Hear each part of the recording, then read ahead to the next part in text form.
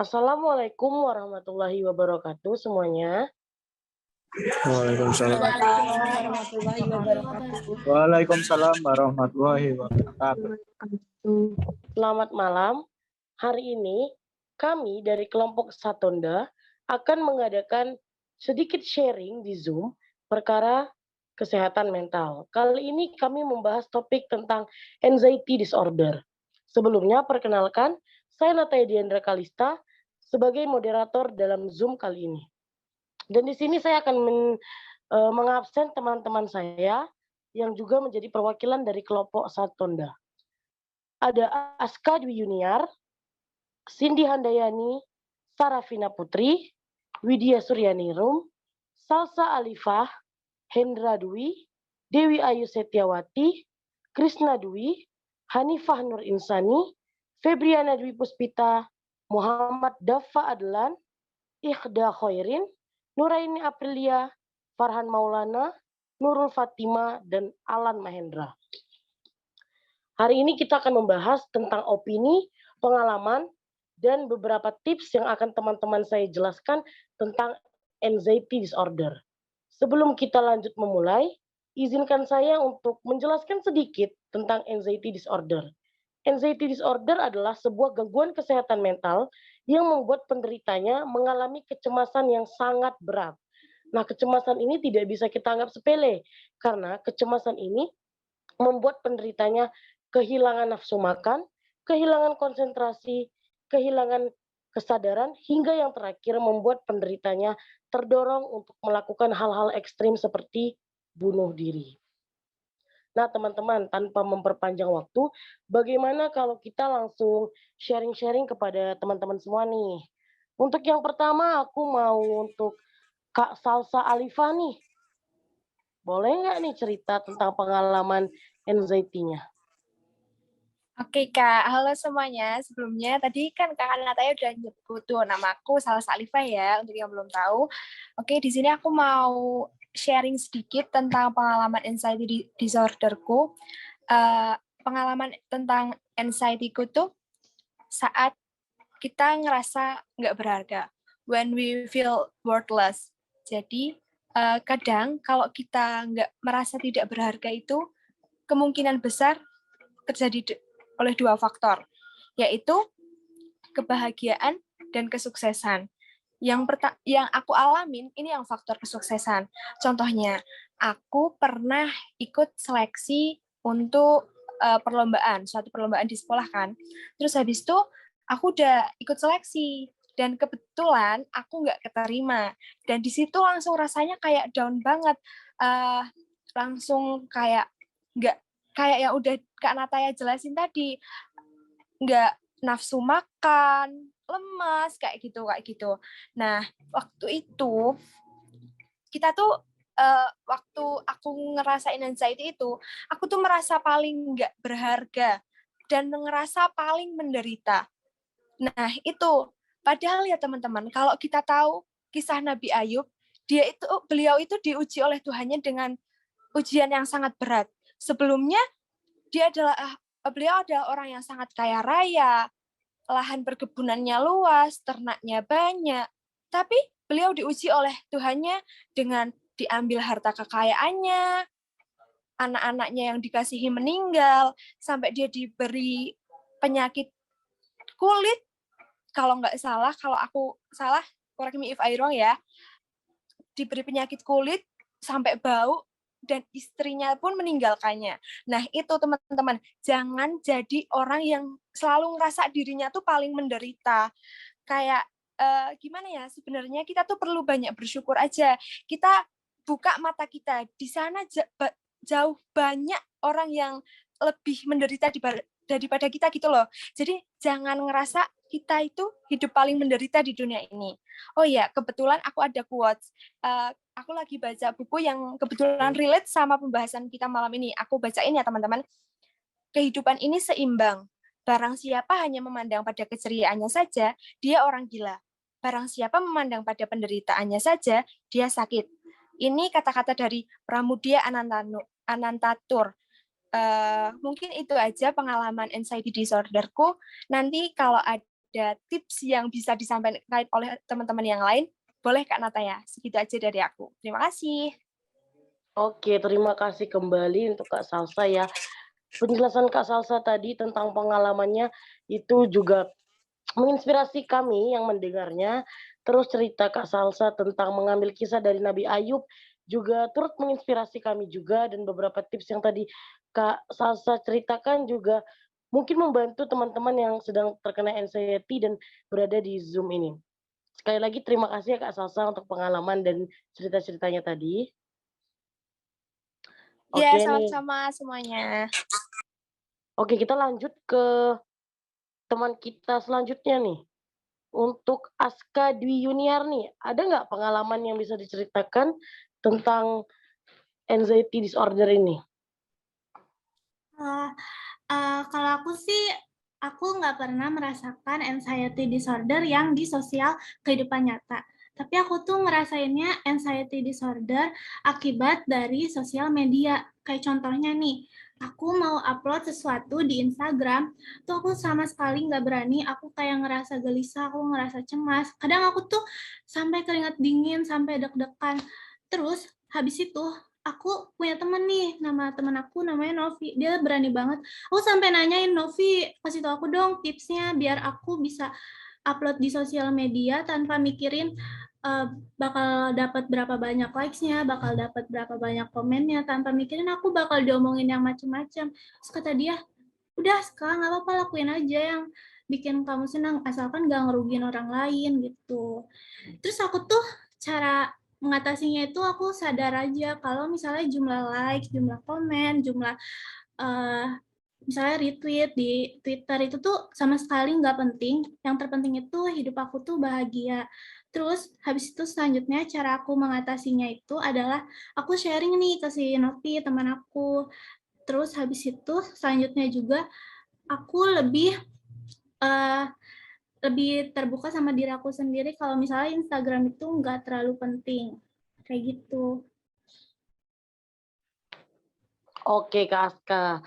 Nah, cerita Kak Aska ini sepertinya relate dengan beberapa pemuda-pemudi zaman sekarang nih yang kayaknya kalau di sosial mungkin mereka baik-baik aja, cuman kalau di sosial media mereka merasa kayak takut tidak terpenuhi nih harapannya gitu. Misalnya, karena kita biasa punya standar likes ya kalau misalnya masukin di postingan nih, ya nggak? Ya. Misalnya biasa postingannya hampir 100 lebih, terus sekalinya kita masukin nggak sampai 100 tuh perasaan kayaknya, aduh ada Iya, yang betul salah atau betul ada yang betul kurang, ya banget. nggak? Nah, biasa kayak gitu. Tapi salam juga ya untuk si Kak Novi tadi. Berarti dia keren bisa memberikan saran kepada temannya sehingga temannya berani untuk memulai hal baru di Ya, sosial media dengan tidak menakuti hal-hal yang sebenarnya tidak perlu ditakuti ya Kak Aska. iya. Ya, terima kasih nih Kak Aska untuk pengalamannya. Oke, selanjutnya aku mau bertanya dengan Kak Cindy Handayani. Ada nggak Kak Cindy Handayani? Hadir. Oke, Kak Cindy. Kak Cindy ada pengalaman tentang anxiety disorder? Ada. Nah, kalau ada Kak Cindy boleh bercerita? Oke, jadi aku punya pengalaman tentang anxiety disorder. Aku nih orangnya yang nggak terbiasa di depan kamera, di depan umum, ataupun di tempat keramaian. Jadi respon tubuh aku tuh kalau di tempat keramaian itu jadi kayak khawatir, gugup, takut, sampai keringat dingin. Bahkan yang paling parahnya tuh gemeteran. Nah, cara aku menenangkan diri aku sendiri tuh dengan tarik nafas dalam-dalam, terus bicara dalam hati, yakinkan diri aku sendiri bahwa aku bisa lakuin yang terbaik. Itu aja sih kalau pengalaman aku.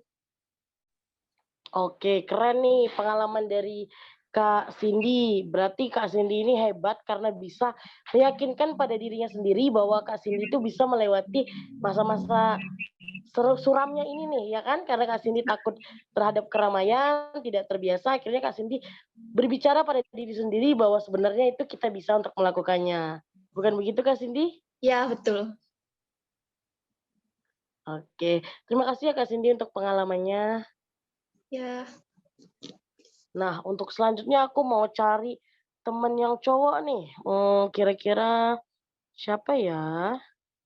Untuk Mas Krisna Dwi. Ada nggak Mas Krisna Dwi? Ada. Mas Krisna ada pengalaman tentang anxiety? Ada. Oke, boleh cerita ya Mas? Ya mungkin pengalamanku tentang anxiety ini mungkin sudah dialami oleh banyak orang ya. Saat sedang menghadapi ujian, itu pasti akan merasakan kecemasan yang sangat amat banyak pastinya. Itu akan sangat mengganggu konsentrasi. Caraku untuk mengantisipasinya adalah dengan berdoa kepada Allah Subhanahu wa Ta'ala dan menarik nafas panjang dan bilang kepada diri sendiri bahwa diri sendiri pasti bisa untuk melewati ujian ini. Terima kasih. Nah, iya nih, bener nih kalau kejadian yang dialami sama Mas Krisna ini pasti biasanya dialami oleh teman-teman siswa-siswi juga nih. Karena kan kalau biasanya kita ujian, kita takut nilainya rendah, kita takut gagal atau remedial, akhirnya ngebuat kita cemas, takut, stres, bukan begitu ya Mas Krisna ya? Iya, betul. Nah, akhirnya Mas Krisna punya jalannya sendiri nih dengan berdoa, dengan berbicara pada dirinya sendiri juga. Jadi keren Mas Arya bisa menemukan caranya. Terima kasih ya Mas Krisna. Sorry Mas Krisna. Iya, terima kasih kembali. Oke, kita lanjut ke sebentar nih. Kak Sarafina Putri. Ada Kak Sarafina? Iya, halo. Suaraku kedengeran nggak ya? Oh, dengar nih Kak Sarafina. Boleh cerita dong Kak Sarafina? Oh ya, terima kasih atas kesempatan dikasih. Sebelumnya aku mau ceritain pengalamanku. Mungkin sebenarnya mayoritas dari kita yang di Zoom ini ataupun di orang luar sana, mungkin pernah ngerasain yang aku alami itu maupun secara sadar maupun tidak sadar. Jadi waktu awal-awal kelas 12, sekitar bulan Juli sampai bulan Oktober, gitu kan, itu tuh aku tuh ngerasa takut banget, soalnya kayak di kelas 12 itu kan masih kan fokusnya itu kan nggak cuma ke pelajaran yang ada di sekolah, tapi kita juga mikirin tentang kayak ujian-ujian yang buat masuk ke kampus yang kita impikan gitu kan. Nah, di situ tuh masalahku itu karena aku belum ada nih nemuin jurusan yang cocok sama aku ataupun kayak yang kampus yang aku inginkan gitu kan. Terus tuh kayak setiap hari gitu kan merenung, kadang juga sampai nangis-nangis gitu kan. Terus kalau misalnya di rumah sendirian tuh kadang sampai kepikiran nih besok gimana ya gitu kan.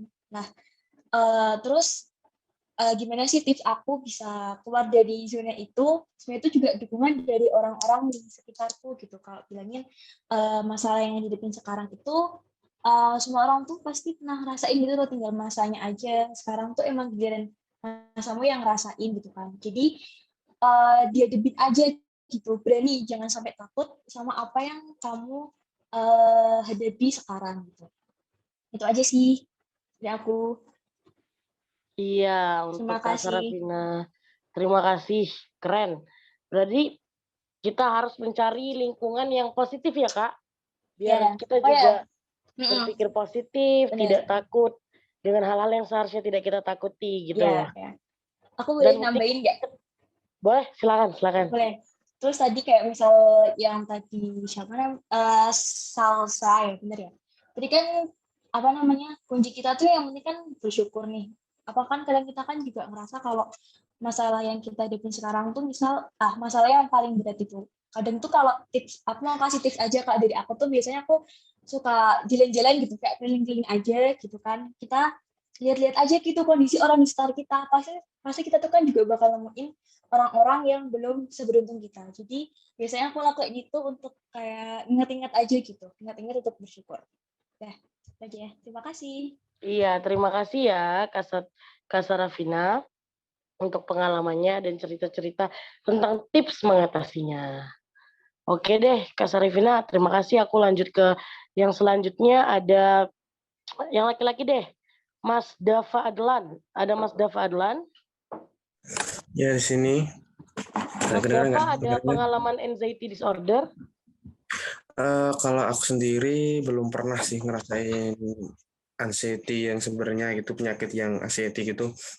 Mungkin aku pernah ngerasain kecemasan saja kayak saat kita ingin nunggu giliran presentasi di sekolah gitu. Aku sering ngerasa gimana ya, deg-degan banget sampai pikirannya kemana-mana gitu. Nah, jadi aku punya tips buat ngilangin itu. Caranya kita atur pernafasan, kita tarik nafas dalam-dalam, senangkan pikiran, jangan terlalu banyak mikir gitu. Nah, sama berdoa sama Allah, semoga dilancarkan gitu. Sama yakin sama diri kita sendiri bahwa kita itu mampu gitu. Nah, seperti itu. Terus aku punya saran juga, kalau teman-teman semuanya punya penyakit anxiety disorder, aku saranin untuk ke psikolog, ke ahli ya, daripada kita pendam sendiri atau mungkin cerita sama teman yang teman kita nggak ahli kan dalam psikolog gitu. Mending kita ke ahlinya saja daripada dipendem, nanti bisa jadi bahaya. Nah, gitu dari saya. Terima kasih. Iya, terima kasih kembali Mas Dava. Nah, tapi dari penyampaian Mas Dava tadi, untuk di endingnya Mas Dava bilang bahwa yang paling penting adalah pergi ke dokter. Nah, itu yang paling penting sekali. Kalau kita merasa anxiety, itu jangan kita pendam sendiri ya teman-teman, karena itu bisa membuat akhirnya menumpuk di hati, membuat stres, akhirnya malah berpikiran aneh-aneh, mau bunuh diri, mau mengakhiri hidup lah, pokoknya jadi yang enggak-enggak gitu. Lebih baik kita ke dokter, kita ke psikolog, kita berkonsultasi biar bisa mendapatkan jawaban yang benar menurut medis ya. Benar gitu Mas Dava? Betul sekali. Oke, terima kasih ya Mas Dava. Ya, sama-sama. Kita lanjut ke selanjutnya. Teman kita ada Mbak Widya Suryaningrum. Ada Mbaknya? Ya, halo. Oke, Mbak Terima Widya kasih, ada Kak. pengalaman anxiety nggak? Iya, mungkin menurut saya ini bukan termasuk anxiety berbahaya ya, cuman gangguan panik atau cemas yang biasa. Jadi dulu itu waktu SMA ada guru yang paling galak di SMA saya. Nah, setiap mau pelajaran ibunya itu pasti pada cemas, pada khawatir lah, deg-degan gitu, takut kena marah. Nah, kenapa kok sampai deg-degan gitu teman-teman saya? Karena guru saya itu walaupun kami tidak melakukan kesalahan itu pasti kena marah. Apalagi kalau dikasih pertanyaan tapi jawabannya salah atau malah tidak bisa jawab itu pasti kena marah. Dan juga kalau saat presentasi juga, kalau tidak lancar atau tidak sesuai dengan harapan beliau, nah itu malah tambah kena marahnya. Tapi menurut saya ini rasa cemas yang saya dan teman-teman saya rasakan ini malah membuat kami termotivasi ya untuk berusaha menampilkan yang terbaik. Jadi info aja buat teman-teman semua, anxiety ini tidak selalu berbahaya atau tidak selalu membawa hal yang buruk. Jadi anxiety ini juga dapat memotivasi atau memberi dorongan bagi kita untuk mengatasi tantangan atau situasi tertentu. Nah, tips dari saya sih untuk menghadapi situasi seperti yang pengalaman saya ini, selalu berpikir positif saja dan yakin pada diri sendiri kalau diri kita bisa memberi yang terbaik. Dan jangan lupa untuk selalu berdoa sebelum melakukan sesuatu agar selalu diberi kelancaran oleh Allah Subhanahu wa taala. Jadi udah sih cukup itu dari saya Kak Nataya. Oke nih Mbak Widya, Kak Widya, terima kasih untuk pengalamannya. Tapi sebenarnya benar sih, kalau kita dulu sekolah terus ada guru killer, kita pasti takut untuk masuk pelajarannya karena mau salah atau enggak salah pasti kita dimarah, bener ya Kak? Benar. Tapi pada dasarnya di akhir tadi Kakak bilang bahwa anxiety disorder tidak selamanya buruk, tetapi malah menjadi kita terpacu untuk menjadikan diri lebih baik, untuk melawan rasa-rasa cemas yang ada di tubuh kita. Begitu ya kan Kak? Iya, betul sekali. Oke, terima kasih ya Kak Widya untuk penjelasannya, ceritanya, dan tips-tipsnya. Sama-sama. Oke, selanjutnya aku mau coba ke Mbak Dewi, Kak Dewi Ayu Setiawati. Ada nggak? Halo. Halo Kak, ada pengalaman nggak nih tentang anxiety disorder? Ada, Kak. Oke, boleh cerita deh Kak. Kalau dari pengalaman aku sendiri, itu tentang kecemasan masa depan, atau biasanya dialami oleh kalian juga ya. Tentunya itu seperti menjadi harapan orang tua yang dirasakan, yang kecemasan gimana sih caranya kita bisa sukses, menjadi harapan orang tua, selalu berpikir sesuai ekspektasi mereka. Di situ ada tekanan sendiri. Seperti itu, Kak. Iya tuh, bener tuh. Kalau misalnya kita jadi anak, pasti kita merasa menjadi beban orang tua ya. Bukan beban orang tua, maksudnya lebih kayak orang tua berharap kita jadi sukses. Dan kita punya rasa kecemasan kayak, bisa nggak kita sukses? Bisa nggak kita memenuhi ekspektasi orang tua kita? Begitu. Jadi memang mungkin ada rasa kecemasan. Tapi pasti kita punya cara untuk terlepas dari rasa cemas itu. Terima kasih ya Kak Dewi. Aku mau pindah deh ke Mas Hendra Dwi. Mas Hendra Dwi, ada nggak Mas Hendra? Ada di sini. Mas, ada cerita tentang anxiety disorder? Ada sedikit, ada. Oke Mas, silakan ceritakan. Ya, oke. Jadi pengalaman saya mengenai anxiety disorder yaitu saya pernah mengalami ketakutan yang benar-benar takut, atau nama lainnya yaitu fobia. Fobia yang saya alami yaitu saya pernah benar-benar takut sama hewan yang namanya cacing. Nah, pada saat itu saya pernah mengalami kejadian itu. Saya lagi di sekolah, saya lagi makan di kantin. Terus ada teman saya itu, mungkin teman saya tahu kalau saya itu takut sama cacing. Terus habis itu teman saya ke situ nyamperin aku. Aku pas lagi mau makan di kantin. Dia bawa cacing itu gede. Terus pas itu ditunjukin sama saya.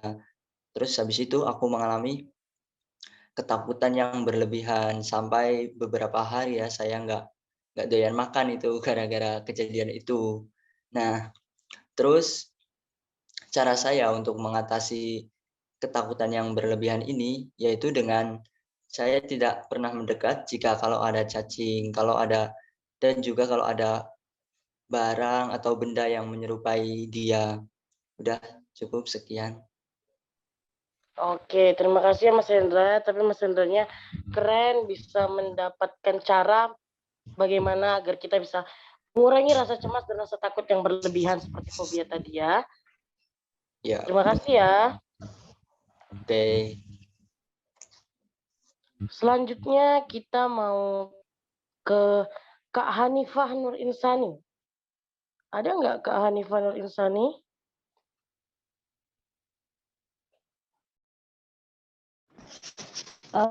Iya, kedengeran nggak suaranya?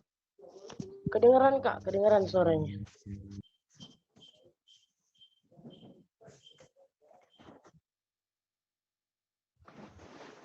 Oke, terima kasih ya Kak.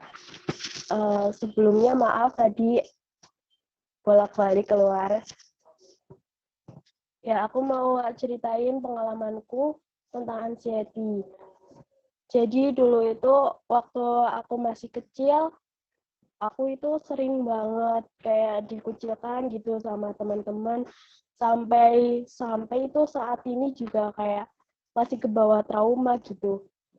Kayak aku itu nggak diajak temenan deh sama mereka. Jadinya sampai sekarang itu masih cemas kayak gitu. Terus cara aku buat ngilangin rasa itu sampai di mana aku masuk organisasi di SMP. Terus akhirnya menemukan teman yang benar-benar pas banget sama aku. Dan akhirnya aku bisa keluar dari trauma itu. Terus juga kayak jangan terlalu circle-circlean gitu. Jadi itu sih sama mendekatkan diri kepada Allah. Oke Kak Hanifah. Segitu aja. Itu pengalamanku waktu dulu ya, teman-teman. Ya, terima kasih Kak Hanifah. Berarti ini sama nih cara penyelesaiannya seperti yang tadi sempat aku notice adalah dengan cara mencari lingkungan yang positif. Karena kalau kita berada di lingkungan yang positif, maka kita juga akan berpola pikir positif dan tidak ada hal-hal negatif nih di samping kita yang akhirnya membuat diri kita merasakan kecemasan yang berlebihan. Terima kasih Kak Hanifah. Sekarang Ya, sama-sama. Kak Febriana Dwi Puspita. Ya, terima kasih waktunya telah diberikan waktu. Di sini saya akan menceritakan tentang anxiety. Anxiety kan kecemasan ya, pribadi saya sendiri itu orangnya panikan. Itu pengalaman saya yang sangat panjang, tapi akan saya persingkat secara perlahan.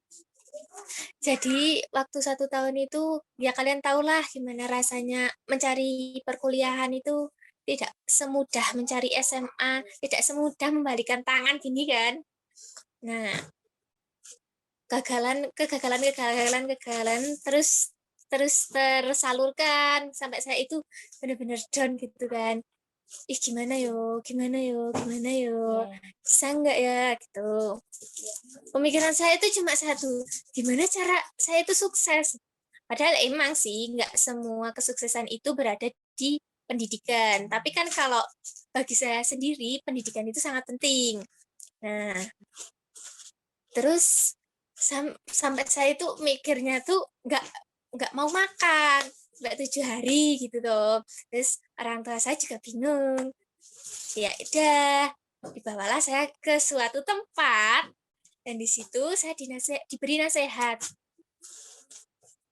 Intinya itu gini, cobaan yang saya alamin itu belum mampu dialami oleh orang lain dan saya juga belum mampu mengalami cobaan orang lain. Dari situ saya belajar, oh iya ya, semua permasalahan itu akan mendapatkan jawabannya, tidak mungkin memberatkan. Dan dari situ saya juga punya keyakinan bahwa suatu kegagalan akan tercapai kesuksesannya dan saya juga membuktikan. 1 tahun saya dulu gap year, saya kan gap year kan, dan sekarang akhirnya saya mendapatkan universitas. Dari situ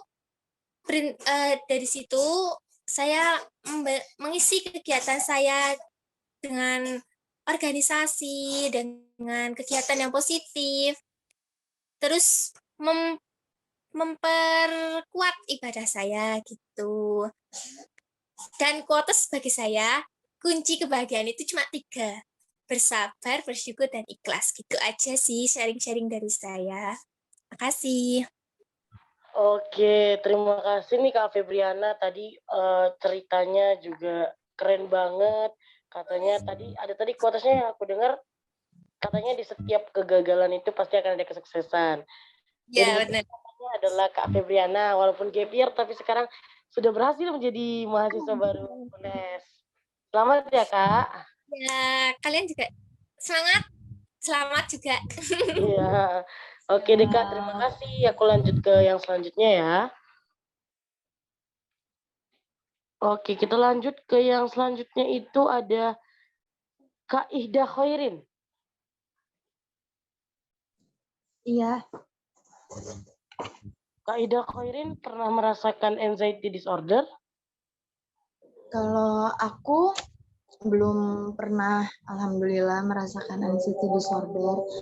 Tapi orang-orang di sekelilingku, di saudaraku, ada yang pernah merasakan itu. Jadi aku pengen berbagi tips sedikit aja nih dari saudaraku yang pernah merasakan itu. Boleh ya? Boleh Kak, silahkan. Boleh banget.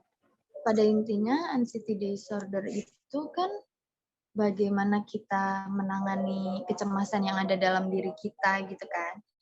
Jadi tips yang paling utama sih kita harus berpikir positif kalau sebenarnya apa yang kita pikirkan tidak terlalu penting juga gitu.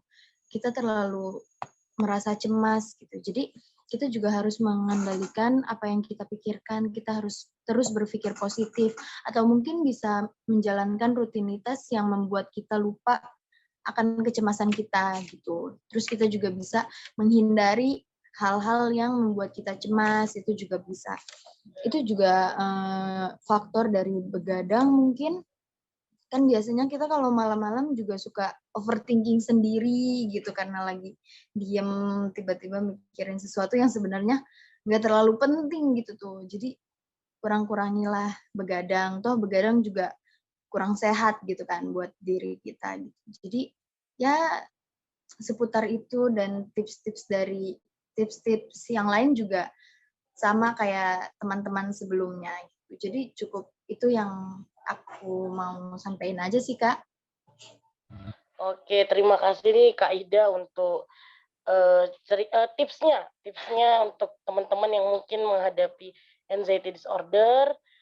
Jadi untuk teman-teman yang mengalami anxiety disorder bisa diterapkan nih tips-tips dari Kak Ida. Terima kasih ya Kak Ida. Oke, kita lanjut selanjutnya ke Mas Alan Mahendra. Ada Mas Alan? Ya, ada. Baiklah, selamat malam. Di sini pengalaman aku sendiri atau anxiety disorder ini semasa aku SMA kelas 10 tentang bullying.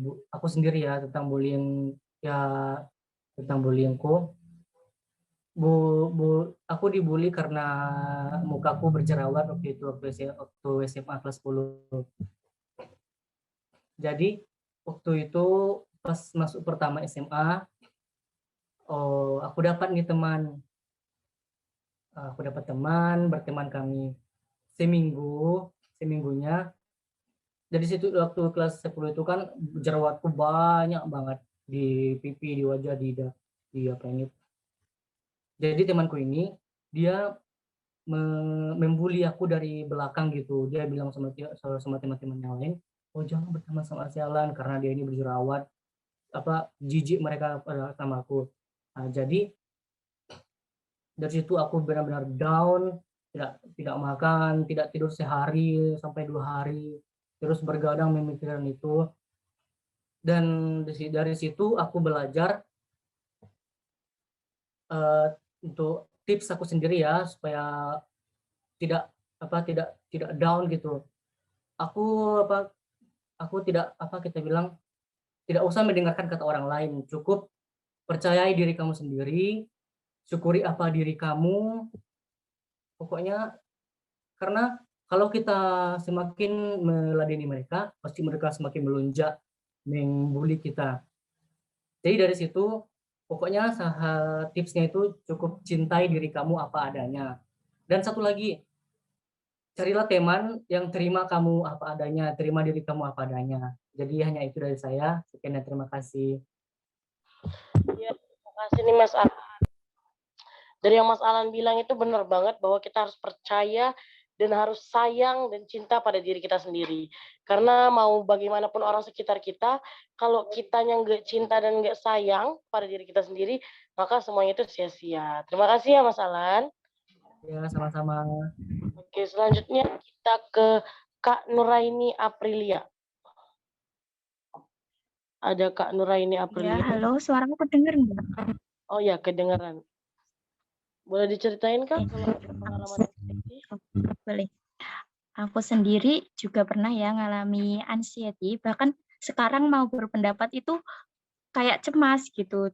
Terus kalau saya itu pernah di suatu organisasi, kalau ketemu orang-orang itu tuh cemas karena saya pernah dikatain buruk gitu sama teman-teman yang ada di situ. Terus saya itu selalu memikirkan tentang pendapatnya orang lain gitu. Jadi kalau mau ketemu orang ke suatu perkumpulan gitu, saya tuh cemas. Dan kebetulan saya juga punya teman yang seperti itu. Kemudian dia itu pernah saya ajak ke tempat yang kayak kerumunan gitu ya. Terus sampai dia itu bilangnya, aku nggak bisa ke tempat kerumunan kayak gini karena aku memikirkan gitu pendapat orang lain gitu. Sampai dia itu mau mual terus kayak vertigo gitu loh. Saya takut gitu. Kemudian saya ajak keluar dan menghirup udara segar, kemudian rileks lah ya.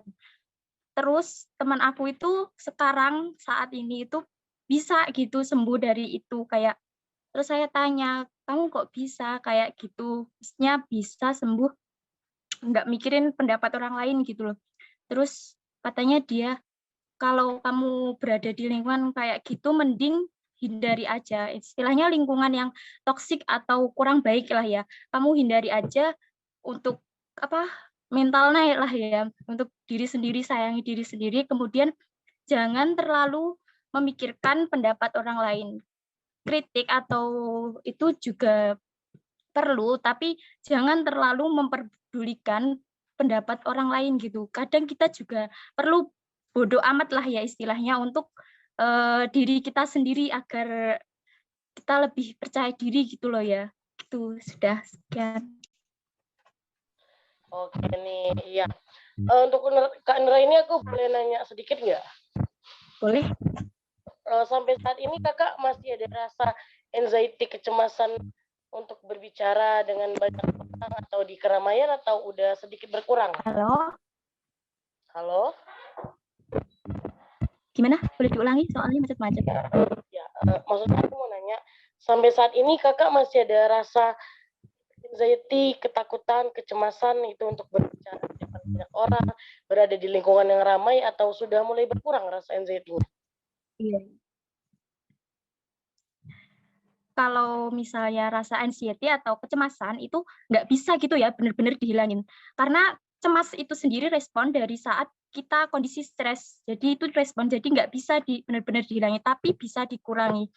Saat ini saya masih sedikit anxiety, tapi kayak saya memikirkan pendapat teman saya kalau lebih baik kalau bertemu kayak circle yang kurang baik lah ya, istilahnya toxic gitu, lebih baik nggak usah diikuti dan pergi saja dan nggak usah memperdulikan pendapat orang lain. Nanti juga lama-lama berkurang sendiri. Dan sekarang saya sudah bisa bicara. Buktinya sekarang saya bisa bicara, padahal ini masih cemas. Itu. Oke, semangat terus ya Kak Nera ini. Semoga rasa kecemasan itu bisa semakin berkurang dengan terbiasa berbicara dengan orang ramai. Semangat terus ya Kak. Ya. Terima kasih Kak. Oke, terima kasih. Aku mau ke Mas Farhan Maulana. Ya, halo, kedengeran nggak ini? Sebelumnya minta maaf ini kalau nanti ada suara kendaraan lewat, dibiarin aja soalnya ini di dekat jalan raya. Nah, kan saya ini mau sharing tentang pengalaman, tapi mungkin pengalaman lainnya itu udah diceritain ke teman-teman semua. Jadi mau ngambil yang agak beda lah. Ini waktu saya kelas 10 SMA, awal-awal COVID itu, pertengahan COVID, saya punya saudara yang sakit, dan saya itu ikut mengantarkan ke rumah sakit. Nah, setelah besoknya, bude saya itu bilang, mungkin baiknya kalau cek dulu, kalau ada kemungkinan di keluarga besar ada yang kena lagi.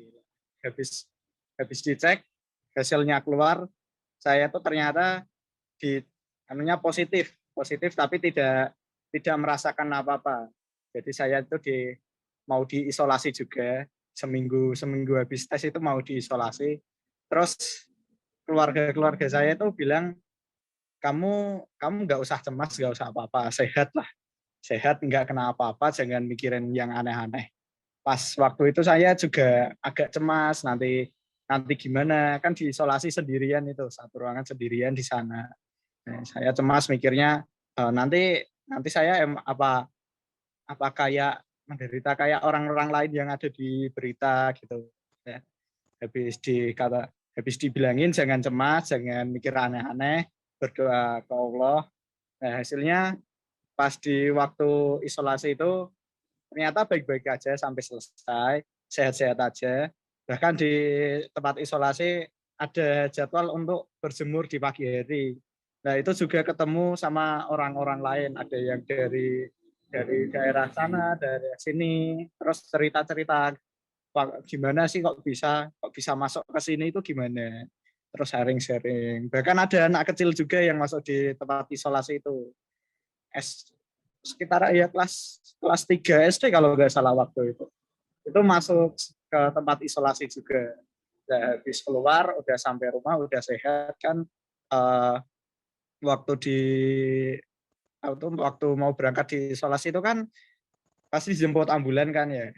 Terus pas waktu pulang itu aku mikir lagi, ini pandangan tetangga terhadap sini itu gimana? Soalnya kan waktu itu lagi was-wasnya orang kalau ada yang kena nanti pasti kayak dijauhi soalnya kan ini penyakitnya baru hitungannya. Nah, itu terus habis itu ibuku bilang udah santai aja nanti bilang ke ke Pak Ustadznya di sana soalnya dekat masjid juga. Terus waktu di sana bilangin kalau saya itu udah sehat, satu keluarga udah sehat, tidak kenapa-kenapa.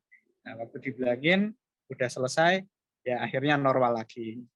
Nggak ada kecemasan antara keluarga saya sama tetangga. Ya, jadi untuk teman-teman semua kalau semisal terkena penyakit atau sakit gitu jangan mikir yang aneh-aneh, mikir saja kalau tubuhnya itu sehat, jangan mikir yang negatif. Nanti kalau negatif itu kan malah juga mempengaruhi antibiotik tubuh, jadi ya malah tubuh nanti jadi tambah sakit juga. Terus juga tambah doanya kepada Allah. Mungkin dari saya itu aja pengalamannya. Sekian, terima kasih. Oke, terima kasih Mas Farhan untuk pengalamannya. Kalau dari aku lihat nih dari cerita Mas Farhan, untuk upaya penyelesaian ini ada berada di lingkungan positif ya, karena keluarga Mas Farhan juga mendukung untuk Mas Farhan berpikir positif. Lalu yang kedua selalu berpikir positif, dan yang ketiga berdoa kepada Allah.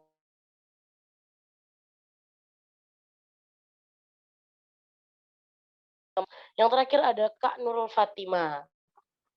Untuk Kak Nurul Fatima, apakah masih berada di? Ya, masih. Oke, Kak Nurul, apakah punya sebuah pengalaman? Sih, Mas, biasa kondisi di mana aku tuh gemeteran yang bener-bener nggak bisa aku lupain sih waktu itu. Panik, juga keringet dingin. Waktu itu juga tuh waktu ujian. Nah, waktu ujian kan kalau gemeteran temen tuh nggak sadar, soalnya orang-orang tuh pada fokus pada ujian, jadi ya harus ngatasin itu sendiri toh. Nah, cara ngatasinnya itu aku tuh mikirin hal yang bikin aku tenang. Misalnya tuh aku kalau tenang tuh mikirin tentang laut, karena laut tuh ya buat aku tenang. Nah, habis itu aku juga minum air putih juga biar nggak dak-dikduk lagi kan. Nah, kalau ya itu aja sih dari aku. Kalau kita tuh bisa ngatasin itu tuh ya dari diri kita sendiri, kalau nggak dari diri kita sendiri ya siapa lagi, ya gitu aja sih. Oke, terima kasih nih Kak Nurul. Tadi aku dengar bahwa kalau di Mas memikirkan hal senang, salah satunya adalah laut. Terima kasih ya Kak Nurul pengalamannya. Oke teman-teman semua. Nah, kita sebenarnya sudah berada di penghujung acara nih. Tapi sebelum aku tutup, aku mau cerita juga bahwa aku itu pernah merasakan namanya anxiety disorder. Jadi dulu waktu SD, SMP, dan SMA, aku itu punya rasa ketakutan dan kecemasan yang sangat berlebihan kalau sudah waktunya mendekati pengumuman pembagian rapor. Nah, itu tuh benar-benar mengganggu banget karena aku kehilangan nafsu makan, aku bisa nggak tidur, insomnia, dan bahkan aku punya rasa ingin mengakhiri hidup karena aku nggak mau tahu apa hasil ulanganku. Padahal itu sebenarnya nggak bagus dan nggak baik. Tetapi pada akhirnya seperti yang tadi teman-teman sudah ceritakan juga, beberapa tipsnya adalah dengan menenangkan diri, terus juga dengan berdoa, bersyukur, berada di lingkungan yang positif, dan selalu berpikir positif. Akhirnya lama-kelamaan berkurang tuh aku punya anxiety disorder. akan ketakutan-ketakutan seperti itu. Walaupun sampai sekarang sih kayak mau masuk kuliah tuh masih ada tuh rasa-rasa takut, nggak nafsu makan, nah kayak gitu. Nah, sebelum tutup aku juga mau baca resume untuk pertemuan Zoom kelompok Satunda malam ini. Nah, dari Zoom kita hari ini yang bisa aku dapat adalah kalau anxiety disorder ini adalah bukan sesuatu hal yang bisa disepelekan karena memang memiliki dampak yang cukup berat juga, cukup menakutkan kalau sampai ekstrim bunuh diri gitu misalnya. Dan juga dari tips dan trik yang sudah diberikan sama teman-temanku tadi, pertama ada pergi ke dokter, ke psikolog, lalu ada banyak bersyukur, sharing ke orang terdekat, bicara pada diri sendiri, berdoa kepada Tuhan, berada di lingkungan yang positif, bernafas dan berpikir dengan tenang dan lega, menghindari hal yang membuat kita cemas, percaya pada diri sendiri, dan memikirkan hal yang membuat kita tenang. Nah, untuk teman-teman boleh aku minta untuk unmute dulu nggak? Sebelum menutup, aku mau ajak teman-teman untuk Oke, siap. Siap. Gerek.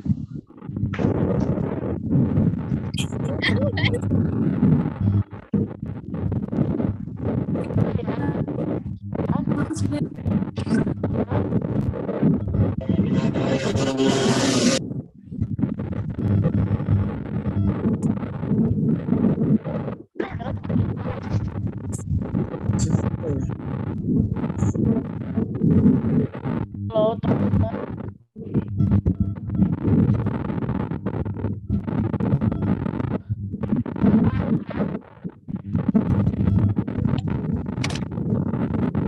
Aku ulangi, jadi kalau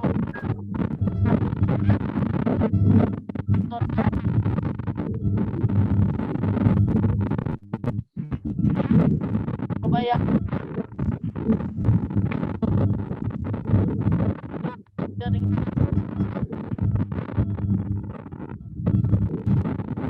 Boleh dong aku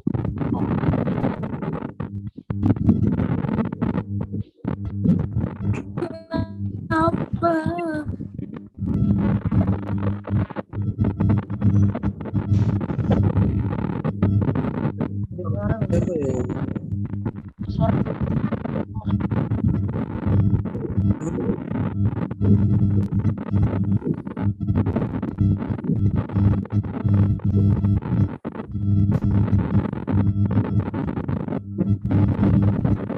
Ingatnya pada gangguan.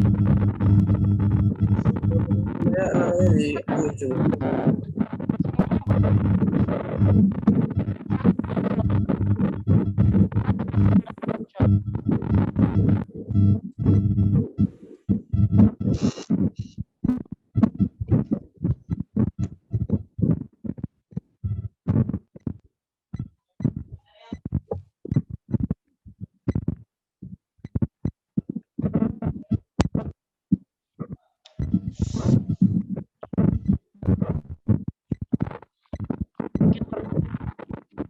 Jadi mau kita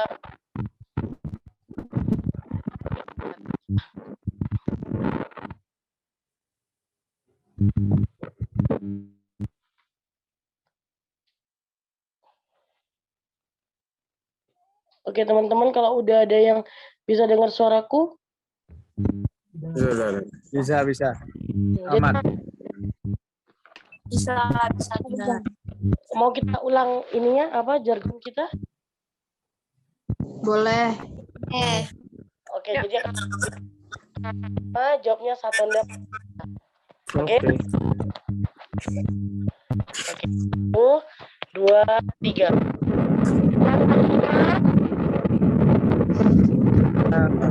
Bisa.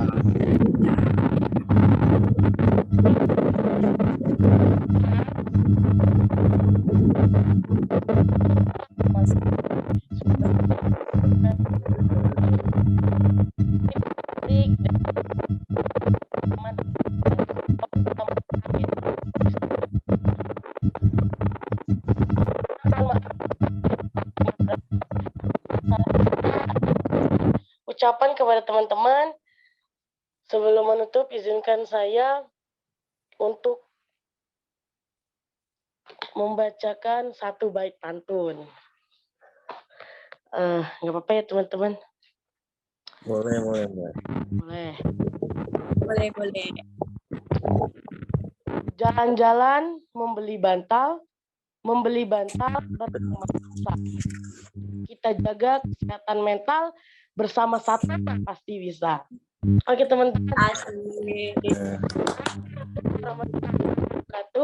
Selamat malam. Bye-bye.